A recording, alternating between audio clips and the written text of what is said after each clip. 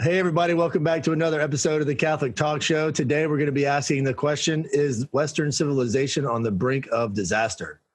Yeah, today we're joined by Marc Barnes, the editor of New Polity, and we're going to look at all the societal influences and things going on that leads us to believe that it may be. And in the words of St. John Paul II, as the family goes, so goes the nation and the world in which we live. I think that's a perspective that I'd like to begin with in talking about how important the family is to society.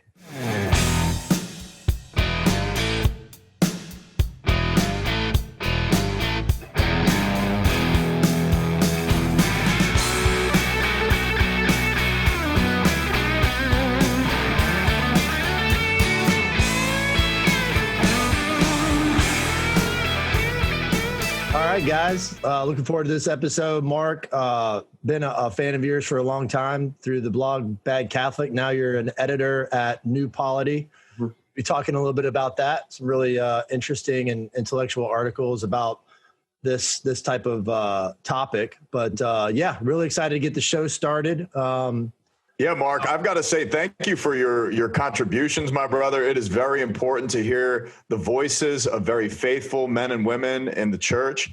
And clearly your voice is very faithful, and you have a very strong contribution to the conversation that we need to have, especially today. So we hope that those who are connecting with us via YouTube, that you're taking the time out of your day to make sure you click the button subscribe.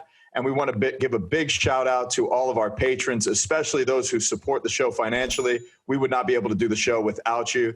If you are considering becoming a patron, please go to patreon.com/The Catholic Talk Show. And there you'll see every way that you could support us to ensure shows just like this and conversations like this continue far into the future. Thanks for that, Padre.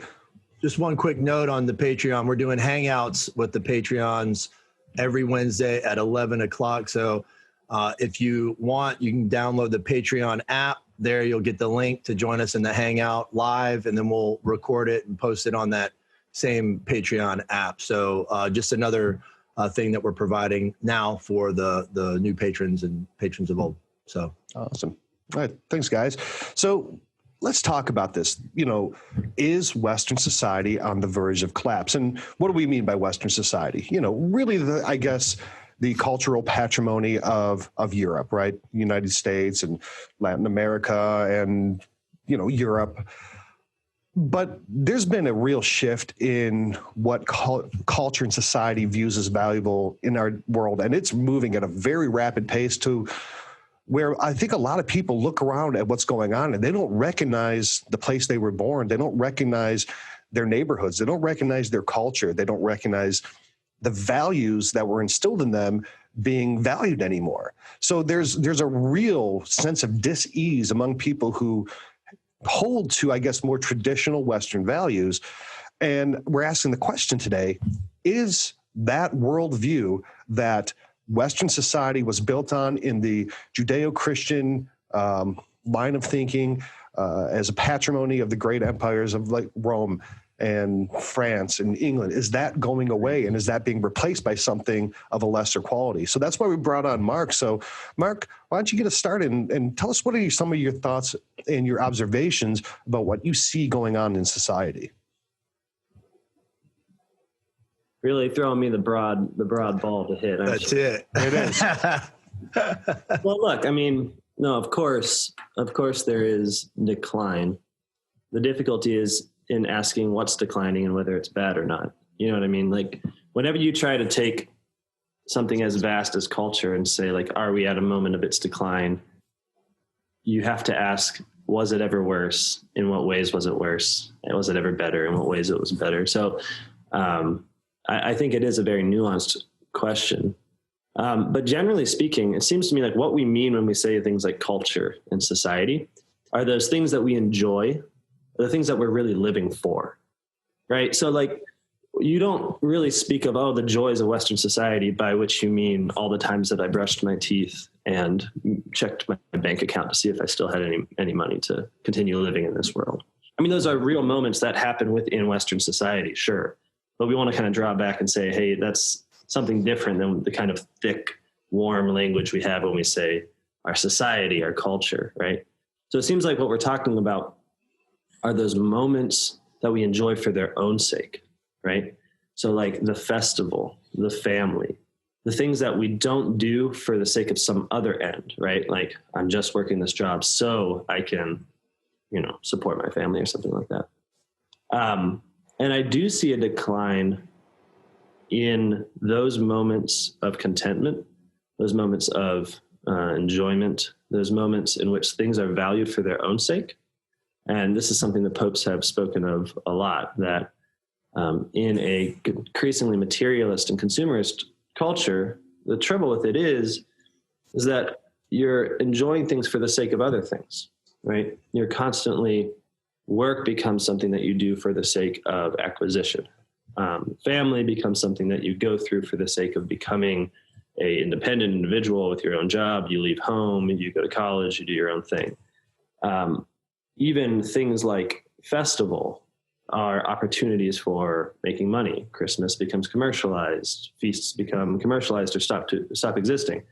It's this kind of general trend in which things that should be valued for their own sake become instrumentalized, and then we're not really left with anything. We're just left with a lot of means without really enjoyable ends.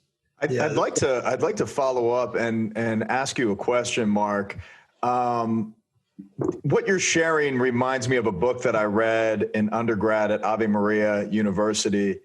And Joseph Pieper wrote a book, Leisure, the Basis of Culture. Yeah. And I love what you were talking about in respect to the occupation of one's, experience, and really, you can use your, work as an escape. You could use all these other types of things, and even how you approach your family. It's like operational, mechanical. One of the quotes that I love from Joseph Pieper: leisure is only possible when we are at one with ourselves.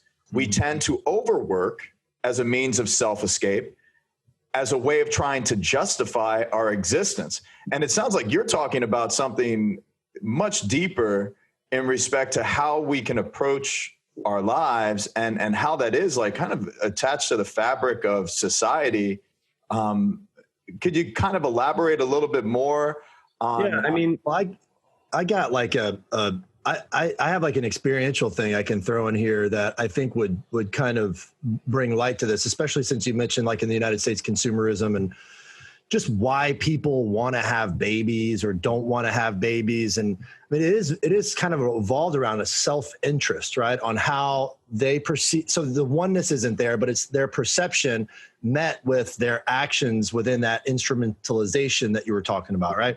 Mm-hmm. And one of the things that comes to mind is I love going to, I don't know if you want to call it a third world country, but Guatemala. I went to Guatemala, I've been to Mexico a lot. And there's a lot of poverty there, right? And within that poverty, like nobody's upset. They don't have a nice jacket. Everybody's got a smile on their face, right? This is not, even in this poverty, you can see this level of joy and contentment that's authentic. And to me, it rubbed off on me because of the type of person I am. I'm like, this is beautiful. Like just sitting on a porch in the afternoon, talking to your neighbor, you have enough to get by for the day, but you're joyful, right? And the joy is real. And so then you come back and you're like, well, man, I look at all the stuff I got 7 kids, I purge my house. They bring trucks up, So, you look at this and I think somewhat of what you were saying with Pieper and what you're saying in the fabric is this instrumentalization that we have done in Western culture of trying to find that happiness and the dissonance between the head and the heart. Right. Yeah. And Ryan, I think the question really comes down to the question of God, because if it is the case that human beings are destined to rest in God, right? Like that there's an end goal, and that end goal isn't for the sake of something else, right? You don't say, okay, we're all destined for heaven so that once we're in heaven, we can build a really big tower or something like that. Of course not. Yeah. Right? It is an actual moment of rest. That's the orientation of life itself, is to say, we're done. We're just enjoying each other. And the Lord who made us all. Yeah. Awesome. But that's a fundamental orientation, right? That's not something that you just say, okay, the rest comes in heaven and then there's, work to be done here. Mental material. No, it's actually something that pervades the entirety of human life. So when a culture has its eyes set on God, right, then moments of rest become glimpses of heaven. Yeah. So the real stuff of life, of culture, of society becomes those moments where you're not doing something for the sake of something else, but those moments where you experience, right, the kind of community we'll have in heaven. And so then life, I mean, it sounds silly, right? It sounds like a pipe dream, but life really does become about the festival. Life really does, like, why are we here? Why do we exist? Well, we exist to actually enjoy this stuff. When you say the festival, you mean the festivity of the person with those around them. And I'm using it in kind of like maybe a more academic way than I should. By festival, I just mean any moment of contentment for its own sake. Gotcha. Why do we get together to party? The party isn't for something, right? Right. The party is the thing that we do things for, and then you have a party, right? Like a wedding is not for the sake of something else. I mean, obviously it's for the sake of getting married, but the celebration itself is to say, this is good. It is good that these people are in love. It is good that we all love each other. It is good that we're a community. And so when we talk about this broad, like, is Western society on decline? I think it's actually important to have a kind of broad answer, right? Which is, if what we mean by culture and society, if what we mean is a festival, is the moments in which things are done for their own sake, as opposed to merely instrumentalized, then a society that doesn't have its eyes fixed on God, on a heavenly festival as its ultimate orientation, is going to dismiss and deny the beauty and goodness of festival on the way, if that makes sense. It does. And I think what a good example is, like a wedding, as you said. The wedding celebration so often, and Father Rich, I'm sure you see this in all the wedding preparation that you do with your parishioners, but oftentimes it's not a celebration of the wedding. It now becomes a moment of, instead of focusing on the celebration, it's a statement. It's a means to an end to make an impression on people. It's not just a pure moment of enjoyment. Same thing with Christmas. It's obligatory. We have to do these things, where it's divorced from the concept of actual enjoyment for its own sake. And I think our culture is kind of trending in that direction. And there's a really great quote by Cicero. And I think Cicero was around during the decline and the fall of the Roman Republic. And I see so many parallels between the United States in this point in time in history and the pre-imperial Roman Republic as it fell. But he said, the problem of society at the time was the evil was not in the bread and circuses per se, but in the willingness of the people to sell their rights as free men for full bellies and the excitement of the games, which would serve to distract them from the other human hungers which bread and circuses can never appease. Wow. And the concept there is that they're taking these base imitators of the good things of culture and letting them substitute that empty, caloric cultural experience for something that's much deeper. And we are very much, in my eyes, in my experience, in that as a society. Whether it's children being an accessory, whether it's another check mark that you knock off, like, well, I'm at this age, I should have a child, and here's my kid on Instagram, and take a picture, and that kid, go watch your iPad. Or I'm getting married, and it's not about your love of your husband or your wife, it's about, showing your sisters and your friends what an elaborate wedding you had. Yeah. Or your car is not about getting to a place, it's about projecting who you are. Your job is not about supporting your family, it's about a place in a social strata. And there's a lot of danger to that, Yeah, you mentioned distraction, or Cicero mentioned distraction. You've mentioned distraction. I think distraction is, the kind of the antithesis of what it is that we're talking about with contentment too. I mean, you have the rational concepts of what it is that we value and how we're moving into a distraction of those things, and not, making the sacrifice to go within them and then just be present in them and being content. Well, but I think the problem with just being present is that it doesn't make anybody any money. Mm-hmm. It doesn't. So it can't be monetized. It can't be. Hey, we're doing it right now. we're getting to the point where, when we talk about social collapse, it's not simply a matter of kind of interior psychological change, although that's obviously happening to people. It's also a deliberate effort, right? Like the reason that it's useful to instrumentalize moments of what would be rest and enjoyment and the kind of Instagramming of the child, which is like maybe a perennial example of this. Sure. That those moments are profitable once instrumentalized, right? So Christmas is a great example of this, right? Like it is, if your orientation is to make money, then the fact that Christmas exists is like a goose that lays a golden egg. It's like, wait a minute, there's going to be millions of people that all go home, buy food and give each other presents, and we know where they're going to be and that they have to shop for this. It's like, of course it became commercialized if the end of the society is making money. So my point is, like, it's not merely that society loses its sight of God and so loses, these moments of rest, right? That does happen. But it's also the case that a society that takes as its telos, its purpose, to be the accumulation of profit, that people that believe that, I should say, actively instrumentalize moments of rest.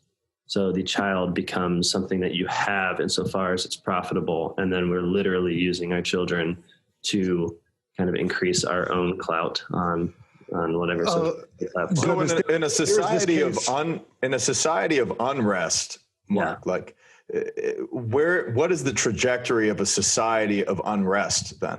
Because if everything is being marketed and really taken away and instrumentalized for profit or gain, and this growing unrest in society continues to increase, like how does that either stop or where is it going? Yeah. One of my favorite thinkers, his name is Rene Gerard, and he talks about this process as an unleashing of what he calls mimetic desire, which means it's like a people that go this route thrive on constantly desiring new things and imitating each other in those desires. And that becomes the kind of whole of life, right? And what it ends in, he says, is violence. So, and I think it actually ends in two things. It ends in violence in terms of a people, and it ends in massive income disparity or wealth disparity within the society. How do you practically get there? I'm trying to follow. Sure. How do you get there? With as far as income disparity, we are there, right? Yeah. So it's more like when you have mom and pops closing because there is no way they can compete with the instant gratification of Amazon and Walmart and Target, you are basically funneling all the money to a ruling class. You're creating exactly what happened in the Roman times, where wealth and land was centralized within one class of society, and everyone else was squashed out. There was no middle class, and that it's kind of always to violence, because those people who are under the foot of that economic cabal will always, history shows, revolt against that. It's funny because you said mom and pop shops, but I was just reading how Amazon has started its own pharmaceuticals. So now you're going to get your drugs from Amazon, which has interesting implications. But it's funny because people were talking about like, oh no, this is going to close like the Rite Aids and the CVS, which of course were already the stores that a couple generations ago people were complaining were crushing the other pharmacies and kind of taking all basically kind of this endless process of moving things up towards smaller and smaller units of ownership, whereas everyone else doesn't own.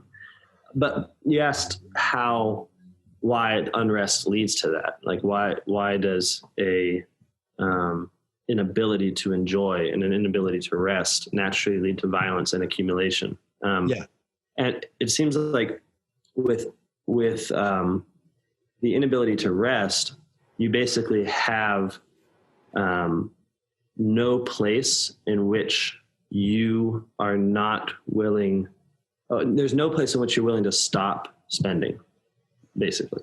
Right. So like when you get,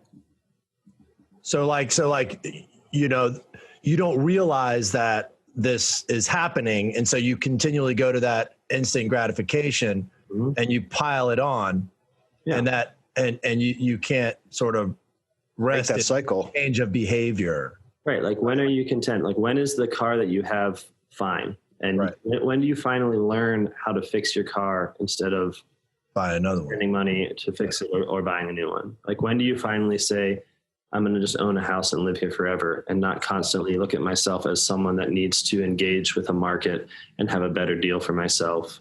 Like we don't have strong communities that allow for people to stop striving, right? To people to say, this is it. This is my life. I'm going to stay here. I'm going to have these things. I'm going to do this work. I'm going to love these people, right? Yeah.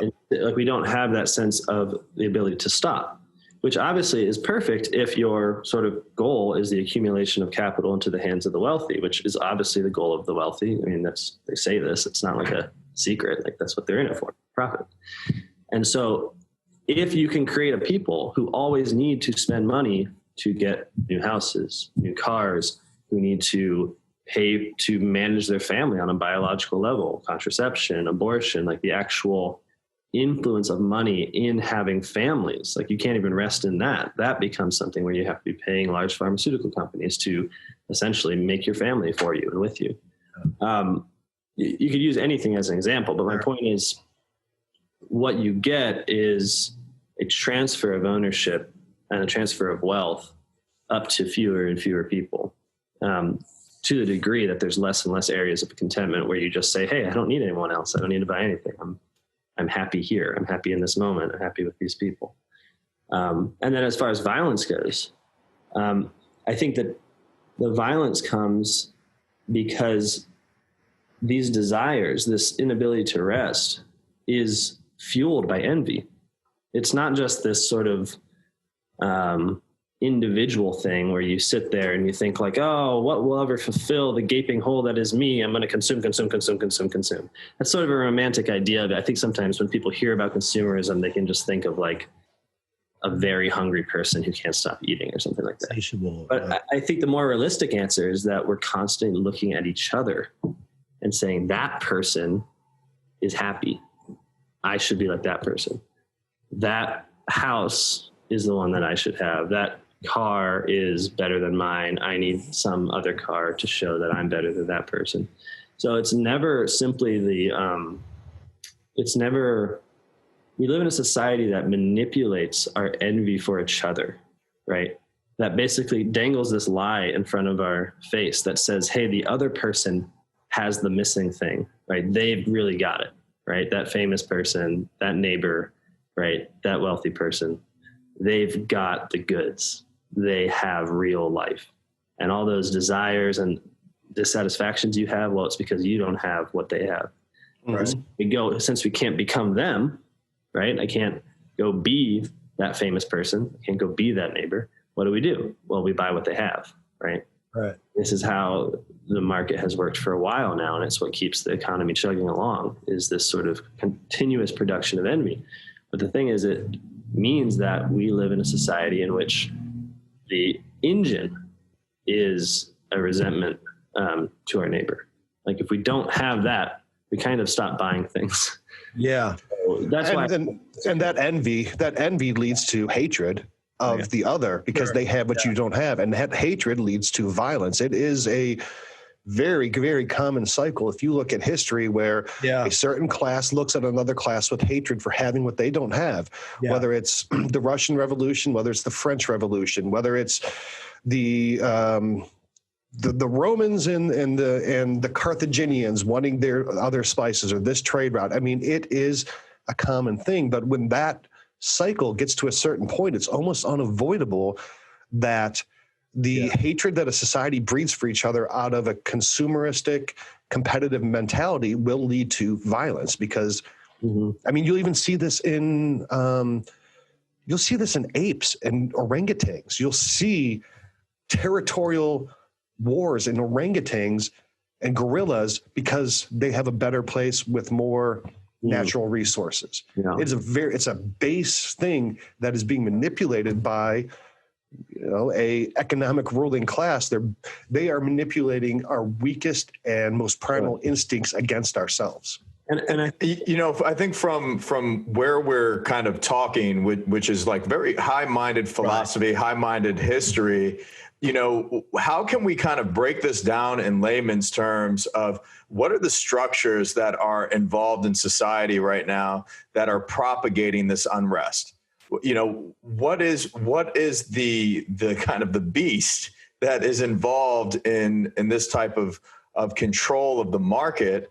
And I look at social media, for example, and social media in every respect, whether it's Instagram, Facebook, Snapchat, TikTok, even MySpace, Parler, which we're on now, Parler, talk show. we're on all of it.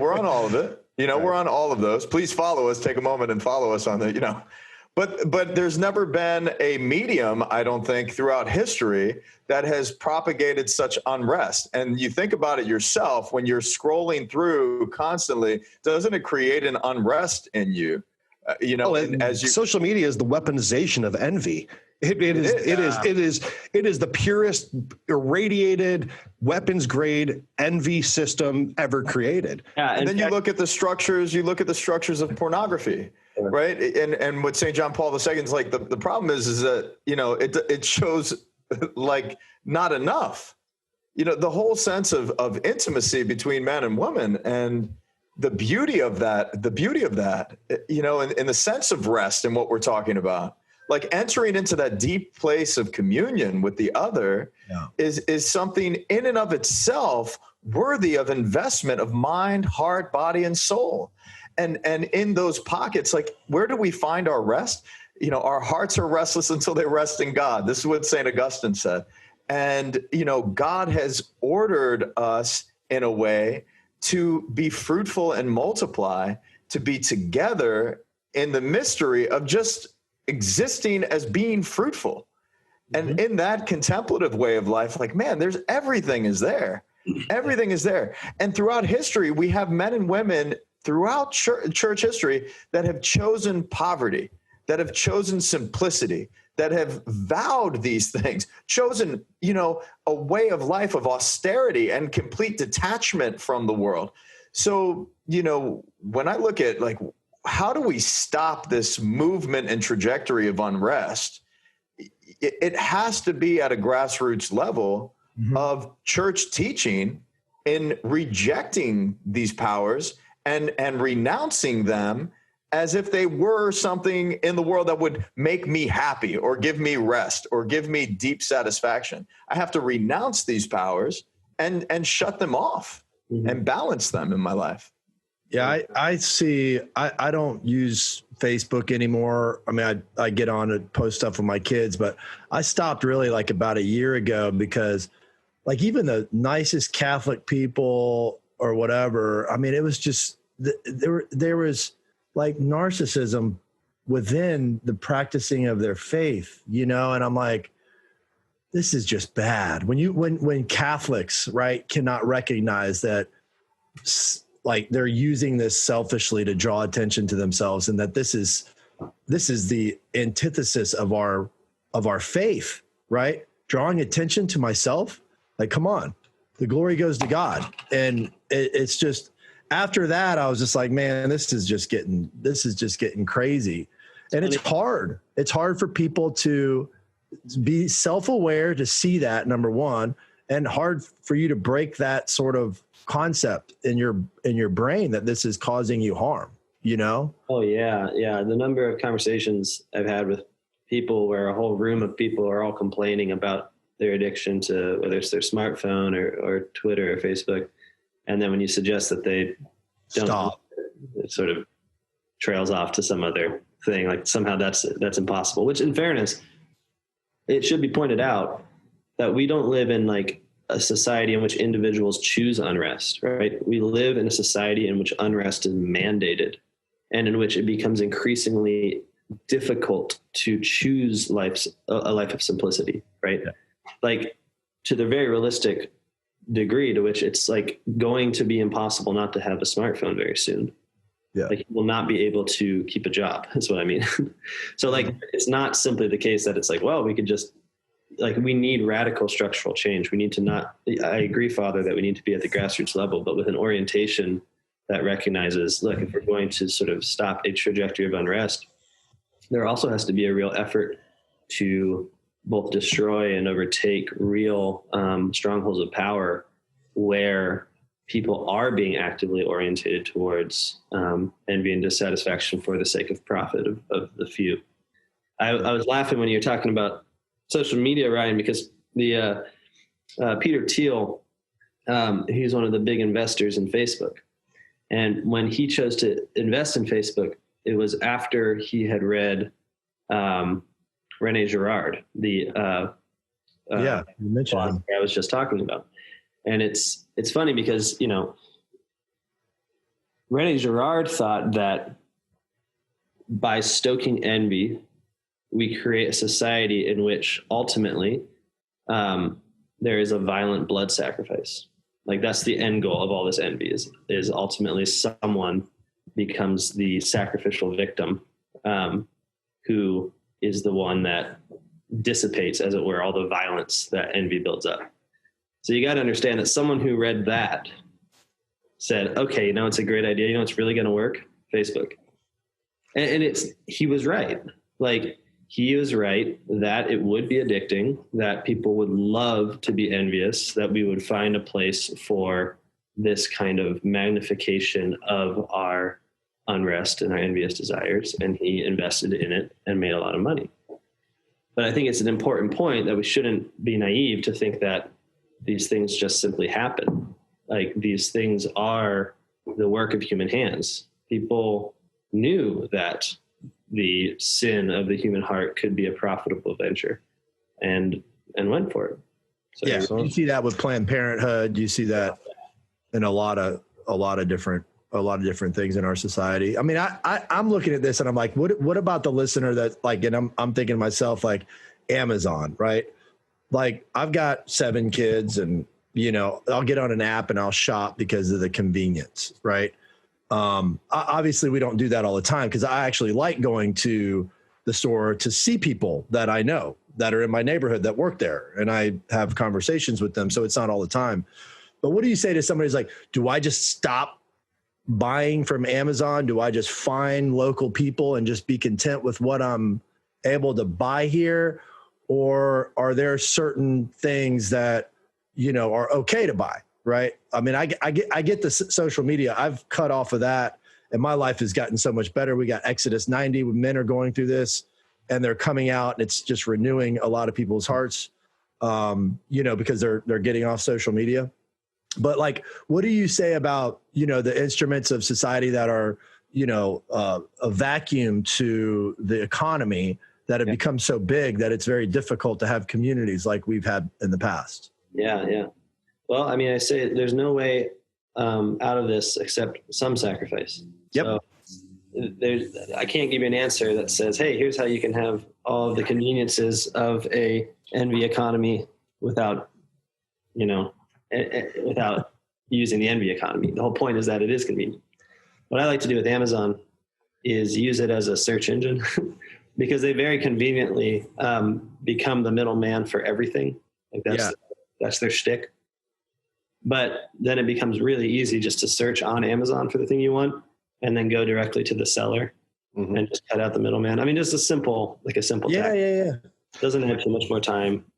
And so that can be one way to go about it. And yeah, the other thing is you got to be honest. Like, it's not that we live in a world in which there's like Amazon and other options. We live in a world in which a movement which has culminated in Amazon has destroyed the other options, right? So like I live in a downtown here, just to give an example, in which if you don't have a car, if you can't drive, you cannot access a grocery store with any kind of ease. We live in what's called a food desert, right? And this is a normal for great swaths of American people, right? That they live in a place in which something as basic as groceries, right, relies on access to another expensive commodity, right? Like we have designed our world for the sake of consumption and with that in mind. Yeah. And so I've got friends who don't have a car because cars are expensive and they're poor, and they get most of their food at a gas station. And so of course they're drastically unhealthy, right? Like they're physically, you can't live on a big gulp or whatever it's called. But that's where they're at. They would have to really like hike up an actual hill. And if you knew the geography of my place, you'd understand like, it's a big ask.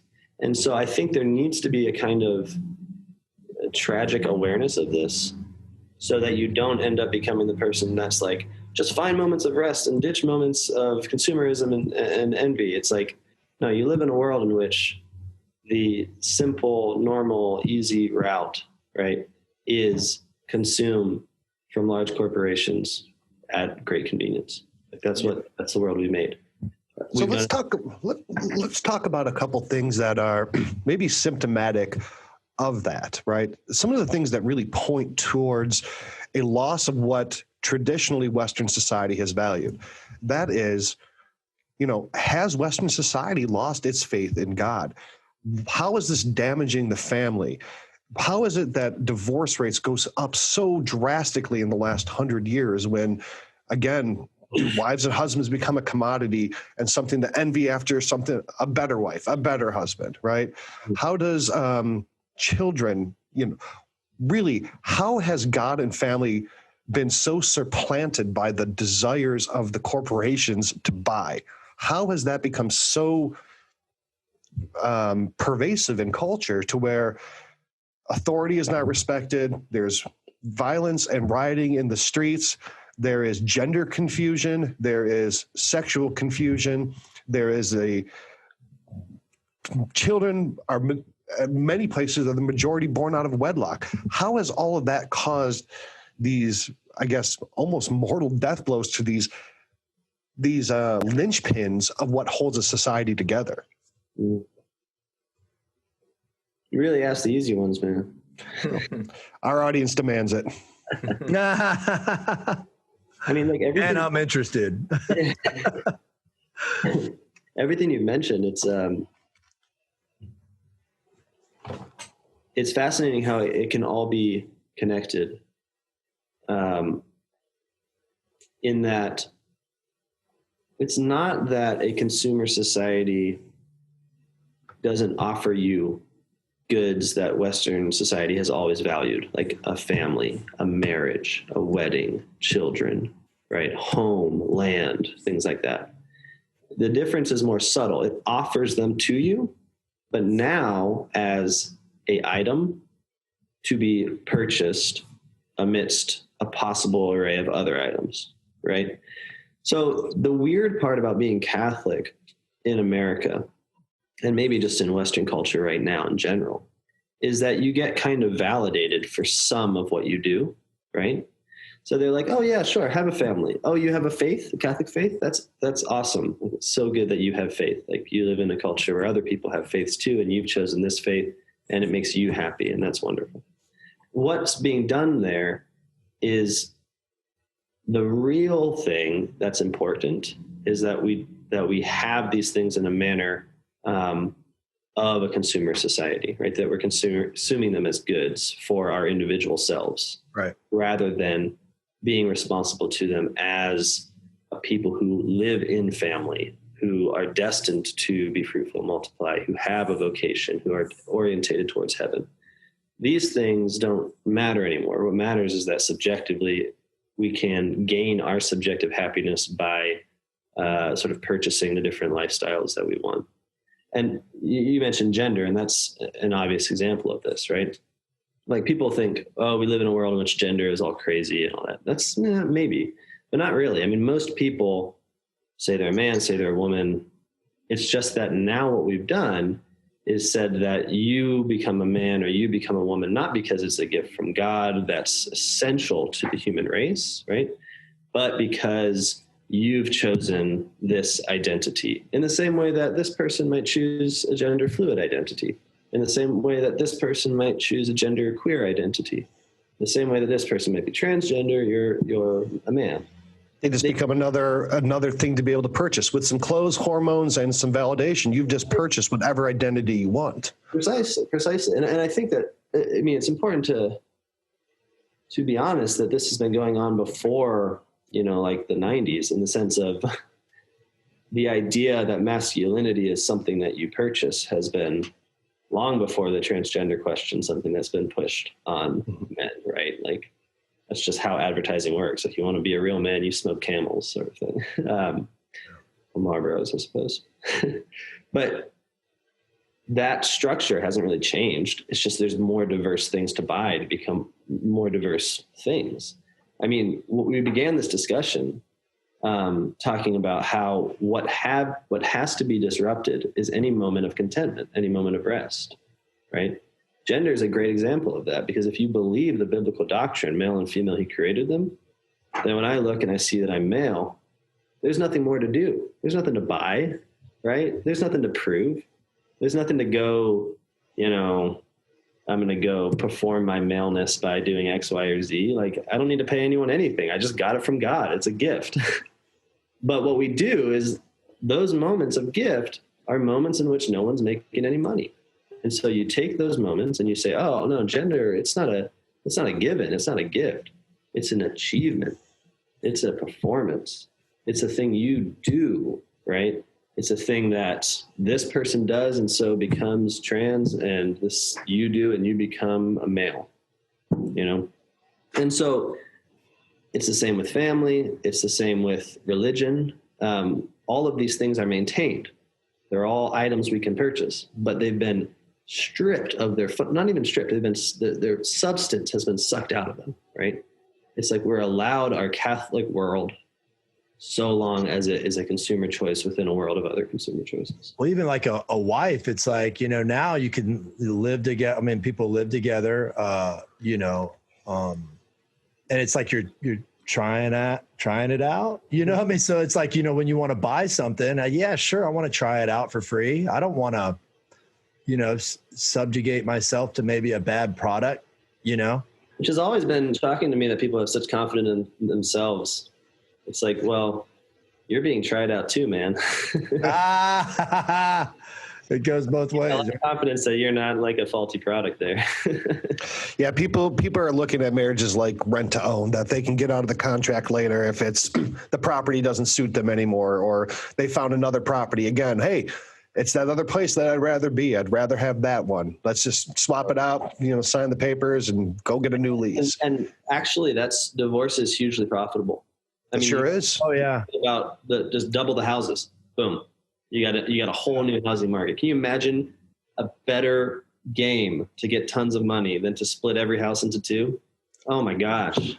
Absolutely. I don't know how a lot of condo developments and apartment developments would live without having divorced individuals. I recently sold a home, and it was a smaller starter home, and the only people who came and saw it were people who were divorced, because it wasn't a young family looking to get started with two kids, like where I was when I bought it. It was, well, the wife's getting another house, the husband's getting this house.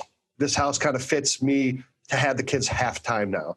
And it's really, I mean, the amount of commoditization and monetization of divorce, it's pretty absurd. Whether it's apps that tell you to have an affair because you'll be happy, and the instant access to no-fault divorces, it's shocking. But those types of things have reverberations to their children.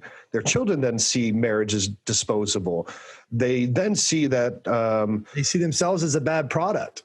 They do. That dad and mom, Well, and then I think it often becomes more a matter of fear, right? Like it's not necessarily that the kids are like, cool, I'm gonna test out a couple. It's more like, wow, like how would I ever say yes to a marriage? Like I'm terrified and I need to test this out before I do it, because I don't want to end up in the same way. I mean, the church describes the family as the fundamental unit of society.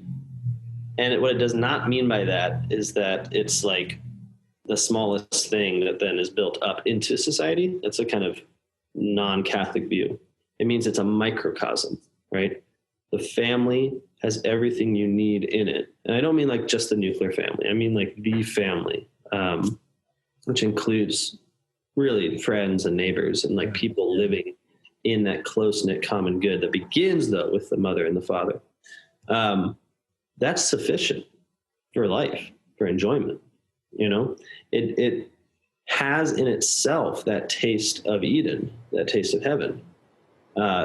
It is maybe the primary experience of the word enough. I have enough. And so, of course, it's the primary object of attack when it comes to a society that's predicated on the destructions of moments of enough and the introduction of moments of I need more. Mm-hmm. You know, like people often, I think, look at the attacks on the family and they kind of posit some sort of like immoral hatred of goodness. Nefarious. Yeah, I think that's there. But I think the more obvious thing is that the family, once broken, becomes profitable. Like that is nefarious, absolutely. But we're not really motivated by like, I mean, evil is an absence, right? We're not really motivated by destruction itself. I mean, even Satan is motivated by his own pride, at least, right? But we are motivated by lesser goods. And we live in a society in which the lesser good of profit has been elevated over the greater good of rest. And so the family as the kind of original source of rest in the world, that place where you can really sit back and say, hey, we're all here and it's good. Yeah. Says, no, we got to split that up. We got to start buying and selling again. Now, I'm even seeing it on a local level. Thank you. I'm even seeing it on a local level as a pastor and as a priest in a new community, a new development. It's, you know, we're in the third largest growing development in the country right now. You know, our rates of family are increasing. Younger families are coming to church. We've got a lot of different, facilities that are being built right now for marketing to divorced families and, you know, like leased properties and apartments and all of these other types of things. And I'm seeing it and, you know, living the good life or living what Nakati people say, the knock life is, you know, like this sense of having the nicest cart, the nicest, accessories to their husband and wife, you know, with children and dogs and, you know, fancy, the nicest rectory.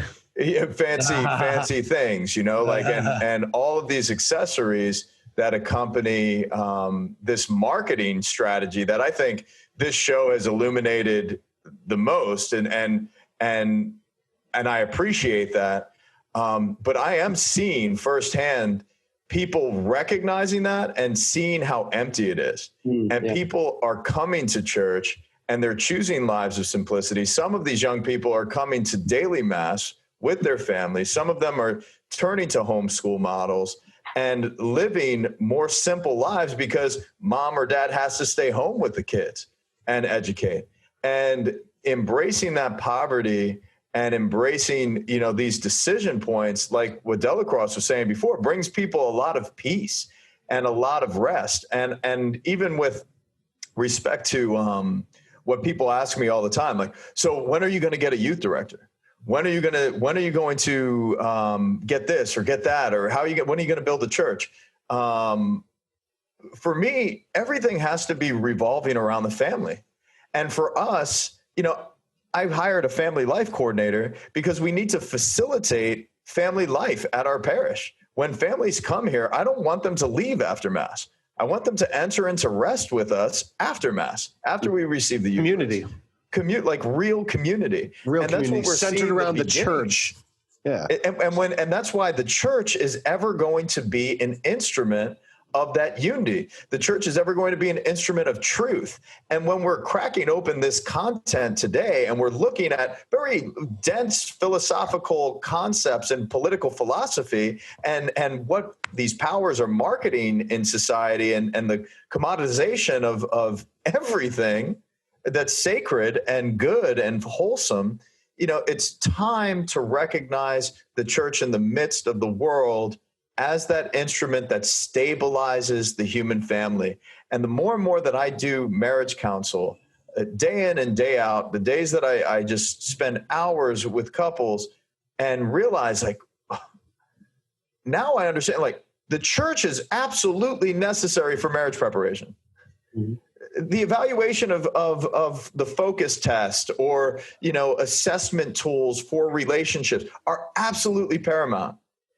Developing retreats and training these young people that want to enter into the state of marriage so that they can learn practical ways to enter into rest with one another spiritually with spousal prayer is everything. And to go full circle as we're coming down to the kind of close of this show, to go back to the words of St. John Paul II and express, as the family goes, so goes the world in which we live. So goes society as it breaks down.